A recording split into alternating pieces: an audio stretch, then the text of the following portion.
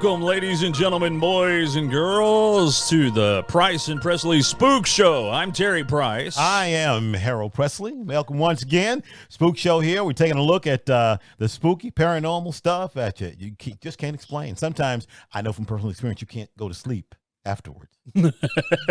I'm up wide awake, man. He says a lot of times. He says a regular guy look, and what that means is we're two regular guys taking a look at it from the safety of our podcasting booth here at home. So, sort of like you listeners out there, like you would be. You're just a regular guy. Look, we're not professionals at this. Although Terry has more experience in this. He used to be an investigator, and we talked about it on our very, very first show. We talked. You can go back, in our archives and listen to that show. If you don't believe me. And he can tell you, you can listen to what he told you all about his experiences with that, okay? And, one of the shows we had before, we had the retired prison guard captain, Jerry, was with us. From the Oklahoma State Maximum Security Penitentiary. Yes, where they send the worst of the worst. We're having Jerry back today. All right. All right. I'm happy. You there, Jerry? I'm here, and thank y'all for having me back. All right. Well, before we get into Jerry's story, we want to remind everybody to be sure to go down and hit the subscribe button if you're listening to us on YouTube, and give us a thumbs up. Thumbs up. That helps us subscribe keep and the like. show going. That's right.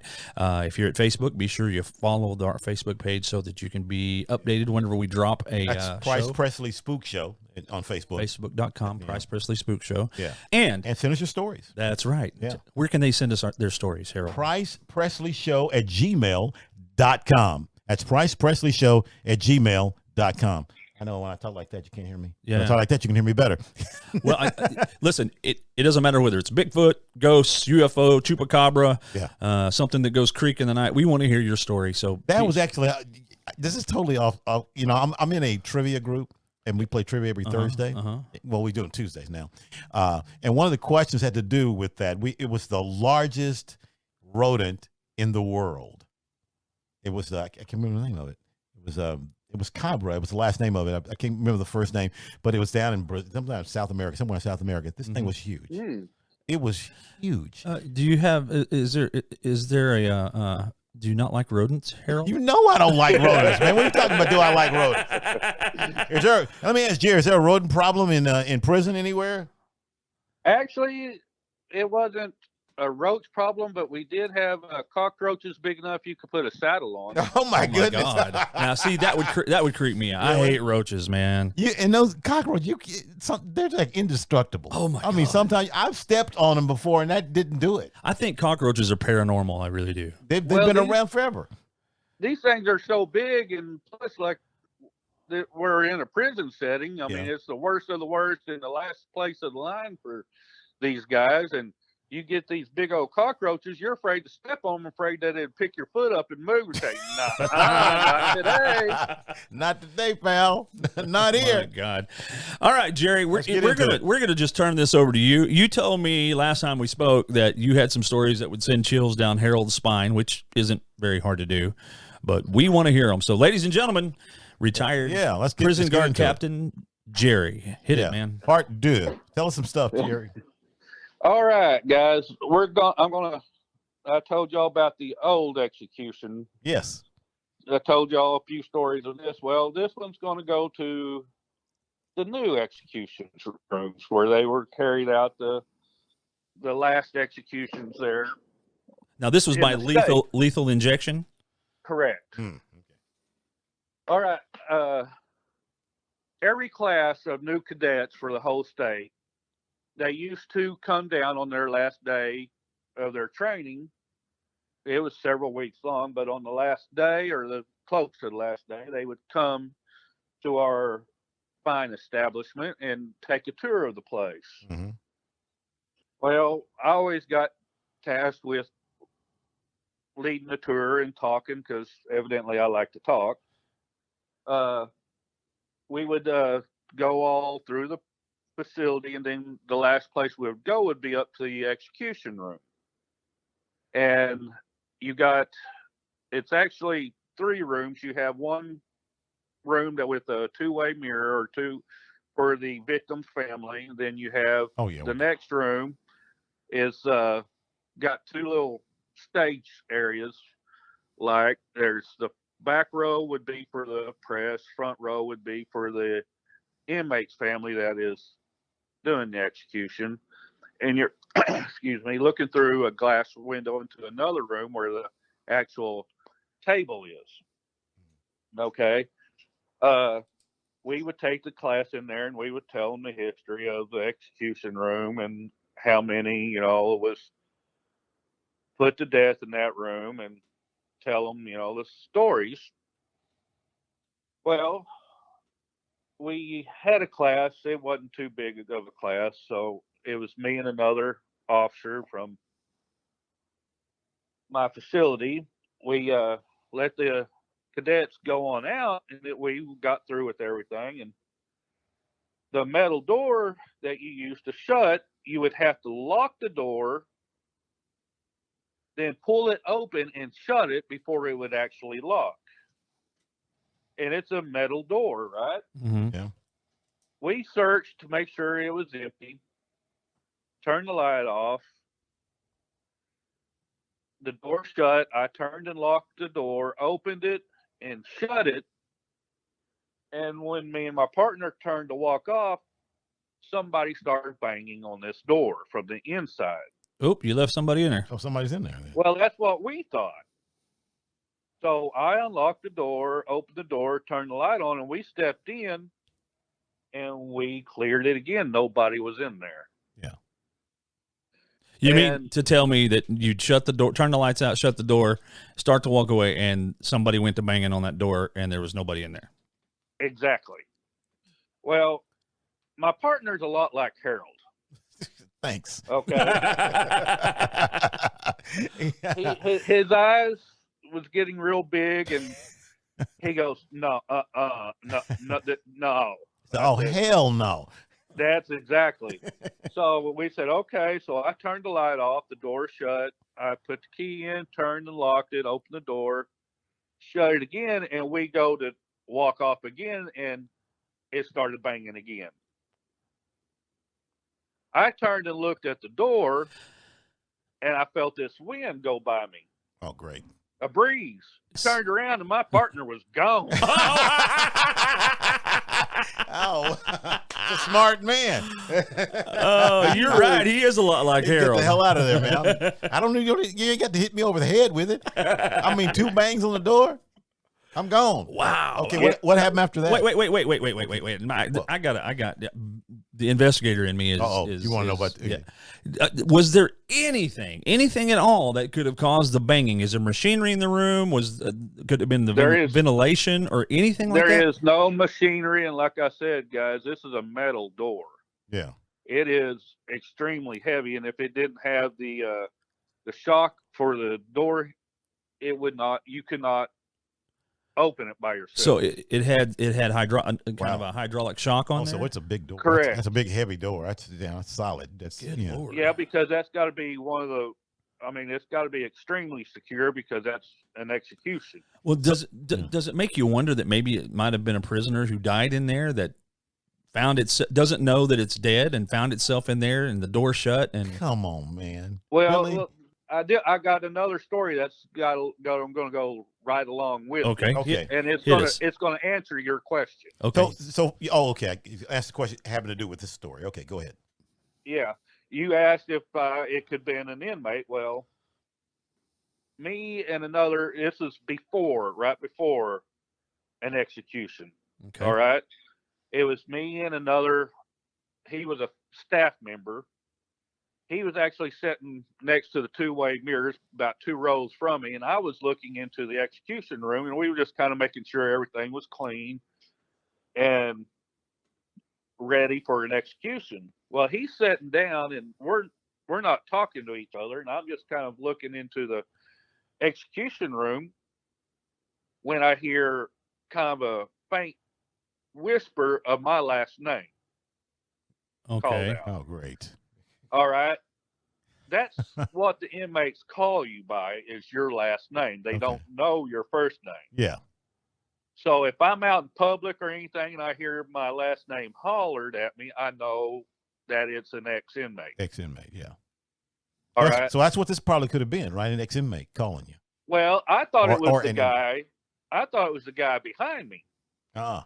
I turned around and I looked at him and I said, "What do you want?" He goes, "What do you mean, what do I want?" And I said, "You just called my name." He goes, "I did not." And I said, "Quit playing with me."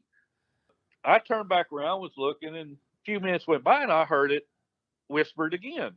I turned around and I said, "What are you?" Well, he wasn't no longer there. I'm in the room by myself. Oh my. So he took off? He wasn't there for the last time my name was mentioned. Oh, I got you. And okay. I've worked death row and I've been taking part of executions, took part in every execution since 97. Yeah. Up until the last one we had. So I knew a lot of the guys that we had to put down. I see. So yes, I think it was one of the guys that knew you. Yes. That had known you when he was there. Okay. Wow. Now that's some creepy stuff right there. Can you imagine standing in a room down there in an execution room, Harold, mind you, in a prison that houses the worst of the worst, and you're standing there all by yourself, and the first thing you hear is Presley. Yeah, that's no Presley. Yeah. Who called my name? Boy, if my wife knocked on the door right now, Harold would come out of that chair like a jack in the box. I promise you. I'd be fine because I know she's there. And we were in the house by ourselves, and she was like across the country, and then there was a knock. I might freak out then. Yeah. So it's the dog.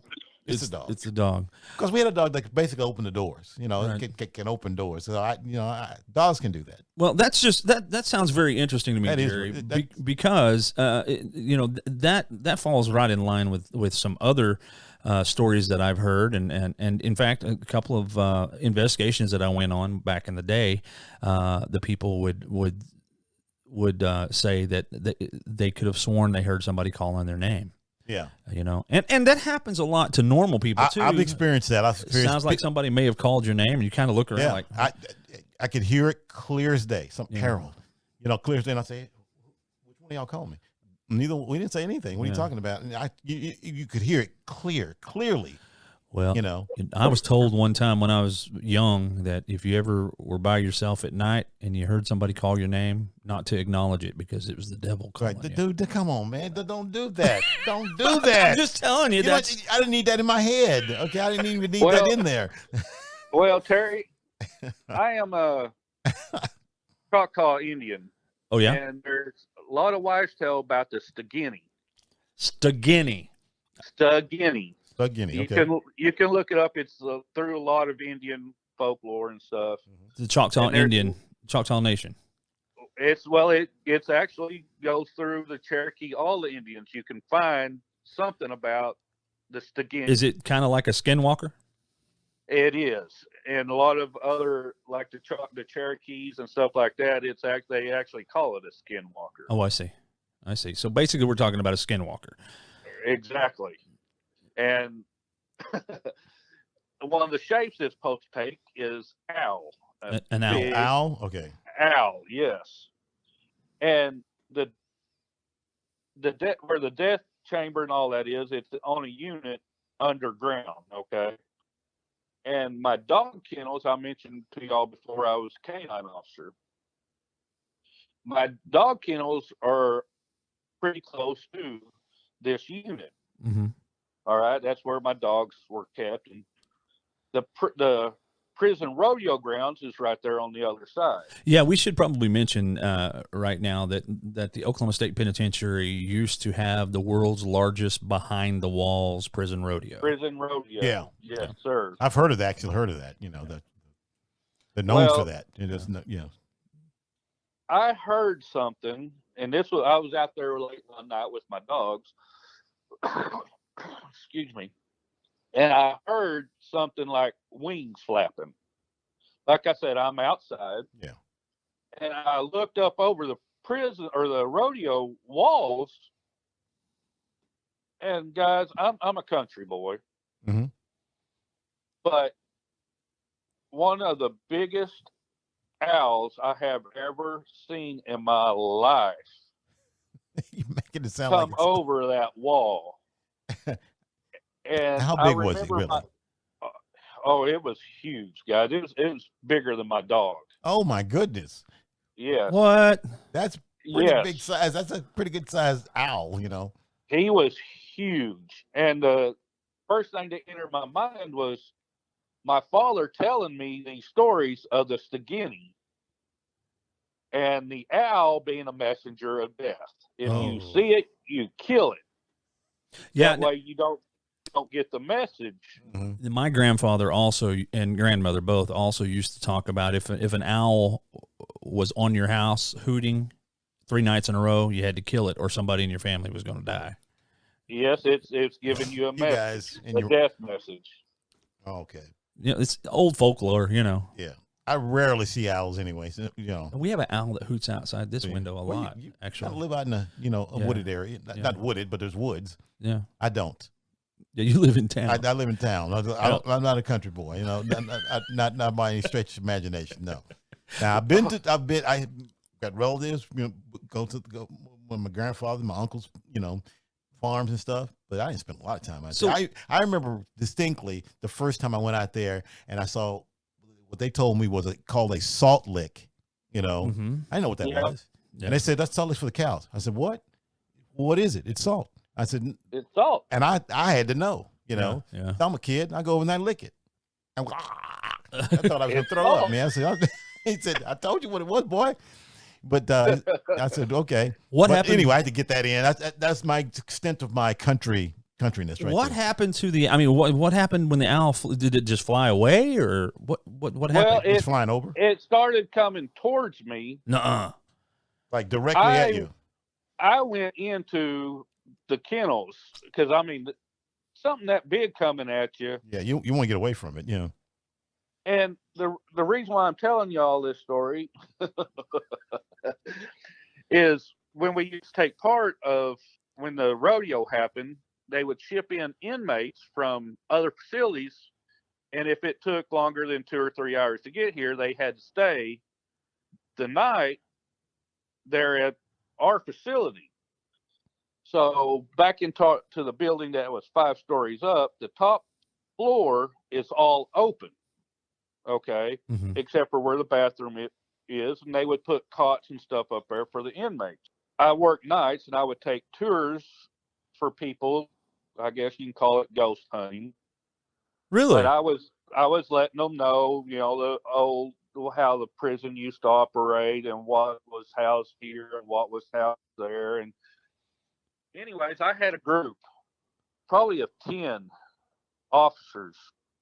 And some of them were seasoned officers, never been in this area of the prison. And it was shut down, and I took them up to the 5th floor, and there was dust and stuff all over the floor, all right, because nobody's been up there for a couple of years. Well, as we was fixing to open that door to go in, 2 of the officers with us that were in the back was hearing something tell them not to go in there. They were hearing an audible noise or something in their head? Yes, something audible was telling them, You mean do not go in there. Like the Amityville Horror where it's telling you get out? They hear this, don't go in there. They were hearing it, yes. And what did they do? And they were telling me that we shouldn't go in there, and I told them a couple of names, and I went in anyway. And, of course, that got everybody else's attention, so they wanted to go in. Yeah. Well, like I said, I couldn't tell y'all how long it is. The floors below house 90 inmates. Okay. Okay, so it's a pretty big area. Yeah. Well, we're standing up, and I'm telling them, the history of the place, and there was enough of the moonlight and lights from the yard shining through, you could kind of see in there a little bit. Well, as I was looking all the way down at the end, they had these brick pillars right in the middle, kind of holding the roof and everything up. It looked like it was a shadow figure. It looked like somebody was peeking out from behind one of them. Oh, Lord. Yikes. Well, the 2 that heard, don't go in there, they said, I'm out, and he left. I'm not going in there.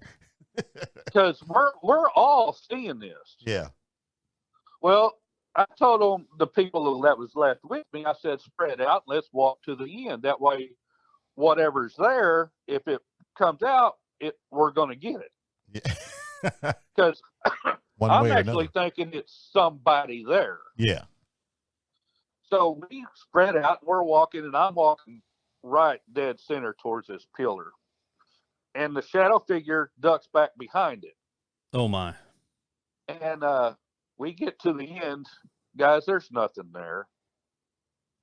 Nothing came out on the other side. And There's no place for it to go. And you all saw this thing. We all saw it. So everybody confirmed that they saw it. So yes. Okay. Everybody there saw this figure. Well, we turned around. We was going to go back to the door to lead now, which is right in the middle of the room. Yeah. Well, I stopped in the pillar closest to the door, and and I'm talking some more, and I turned on my flashlight. Wait a minute, Jerry. Before you get to the climax, I just got to. You guys see a figure peeking from around a column. All of you see it, and yet you're just moseying back through the room, just talking. I mean, you guys are some tough SOBs, if I may say so. They're thinking logically. They're thinking it's something, an actual person there. That's what they're thinking. Exactly. They think, well, it's the person. We got to get him. And the things that we have seen and dealt with in there, it's going to take a lot to really spook somebody. Okay, I get that. All right, because we have to stand on the ground no matter what. Yeah. Well, anyways, when I turned on my flashlight, it was pointed towards the ground. And as I told you all at the beginning, there's dust all over the floor. Right. There was barefoot footprints on the ground that weren't there before. We don't know if they were there before or not. You just saw them over there. You're not going to have a staff member or anybody else walking around barefooted. That's right. And you saw them over there where you saw the figure at. It was walking back there towards that area. Towards that area where the figure was. Yes. Were there multiple footprints, or is just the one? No, just a single set of footprints. And they stopped in the middle of the room and no more. Wow. So what was the what explanation did y'all come up for this? Because you have to explain it somehow, don't you? We couldn't come up with an explanation. I mean, so in your report, and I know you guys have to write reports. What do you put down there? No, there wasn't going to be no report over that, because how would you do that? Yeah, I guess not. How you gonna write this? Because we confirmed nothing was there. So how the hell are we gonna write this down, guys? I mean, holy moly! Jesus, I'm glad I didn't work at the prison. Wow, that's crazy, man. That's crazy. Now you did say before you guys went in there that a couple of other guys, they didn't go in; they just left. We're not going in. Well, they went in until we saw the shadow figures peeking around the. Oh, and then they turned left. They said, okay, we're out, and they went down to the bottom by the entrance, because I had locked us all in. Okay, so we'll be down. We'll stand guard down here while y'all. Yeah, they stood guard there by the door leading outside. We're gonna call those two Shaggy and Scooby. Whoa. Oh, geez, Jerry, that's because honest to God, I'm not joking you. I've actually investigated places. I've been in situations where paranormal activity is going on.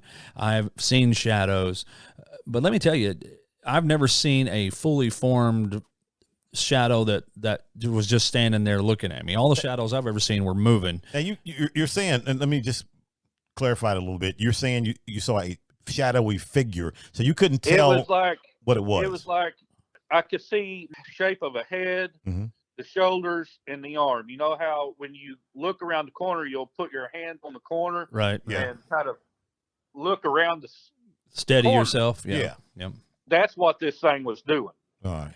Oh man. And it was. And what color was it? Was it black? It was solid black. Solid black. Okay. So you couldn't make out eyes or anything like that. No. And to explain it, like I said, there was a little bit of light coming in through the windows.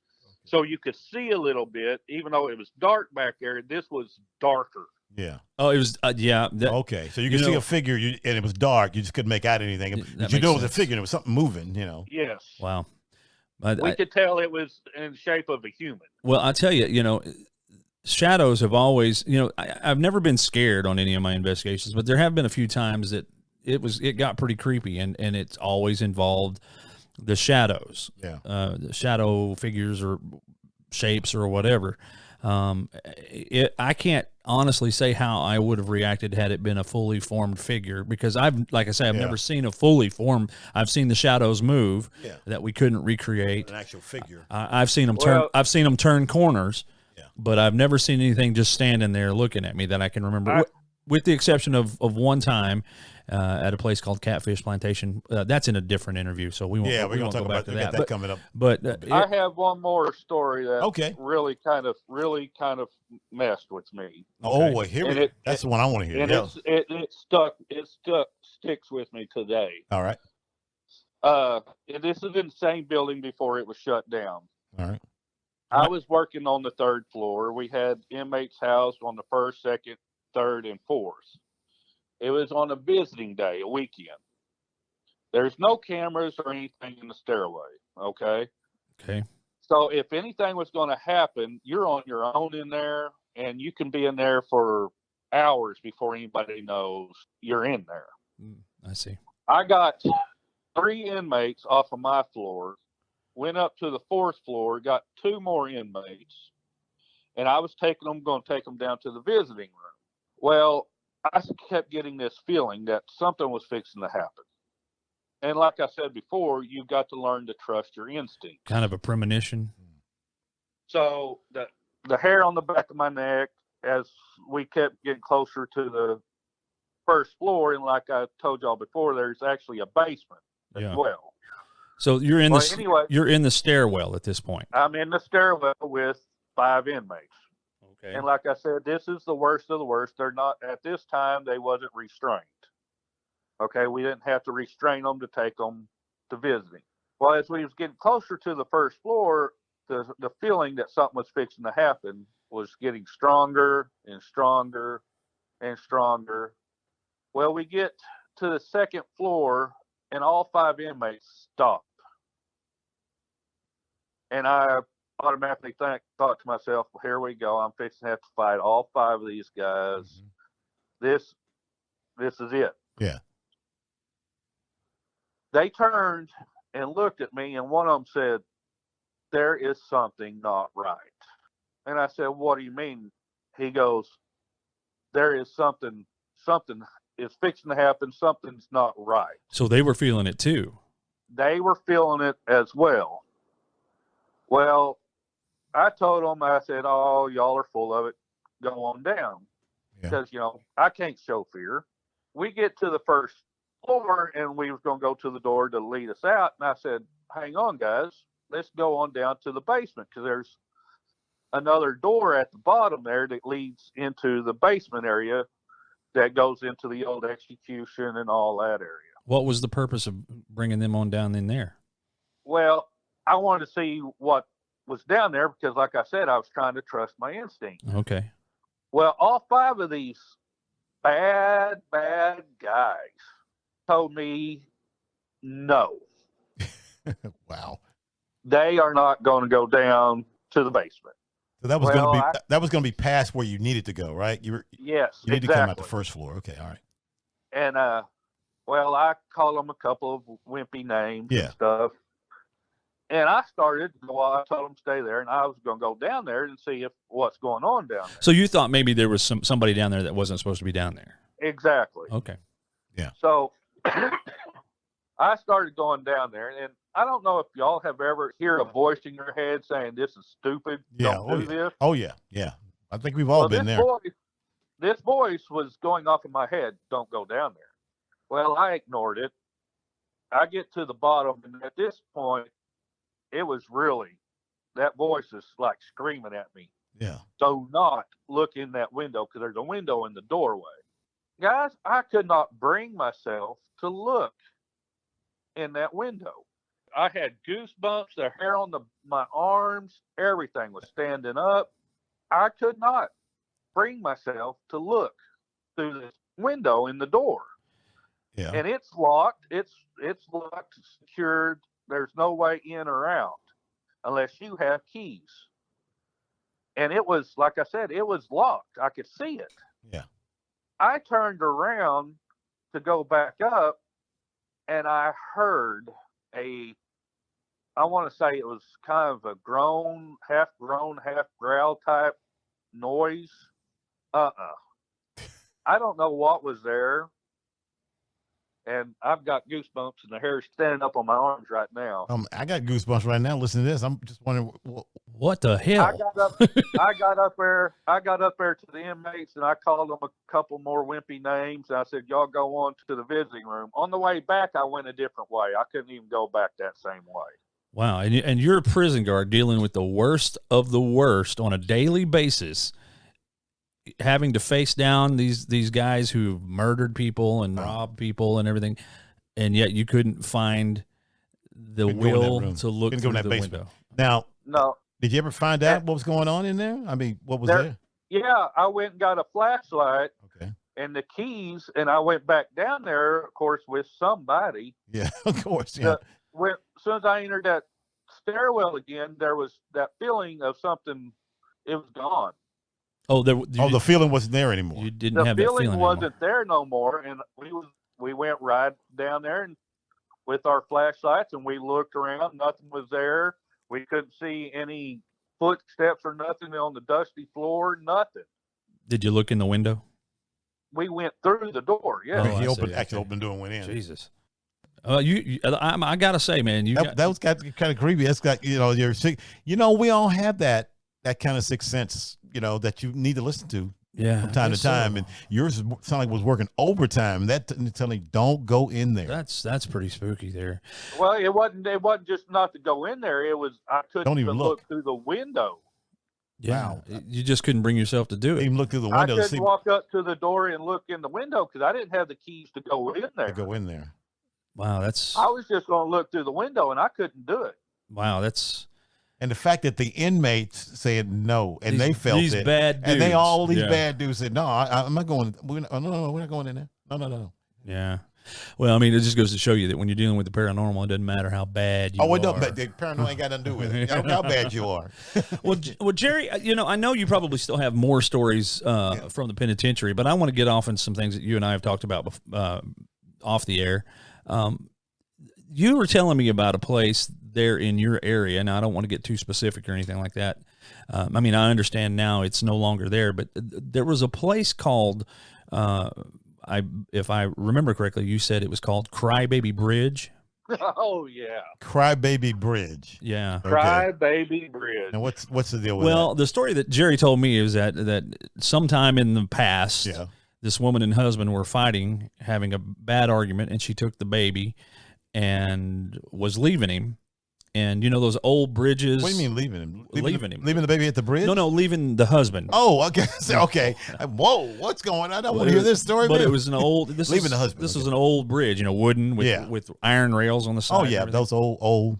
And it was raining and storming, and somehow or another she lost control and went off the bridge. And they found her, and of course she was no longer with us, but they never found the baby. Okay. And Jerry, didn't you tell me that the legend goes that you could go out on the bridge and stand there in the middle of the night and you could hear the baby crying? It's guys. There's so many rumors and stories about it. Some people say it has to be a stormy night, clouds and stuff like that, kind of like the night that it happened. Right. Well, kids, we always had to go out there and sit there and. Yes, guys, you could hear a baby crying. You heard this baby yourself? Yes.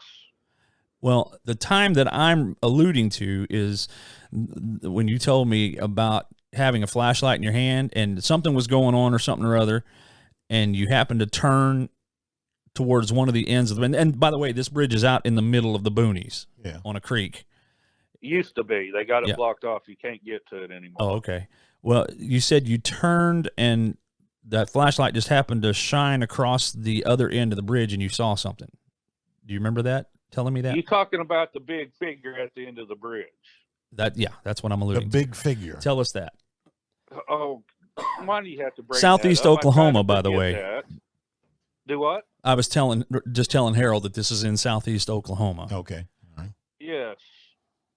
Some of the people swear it was a bear, but no. This figure was, I'm 6'1".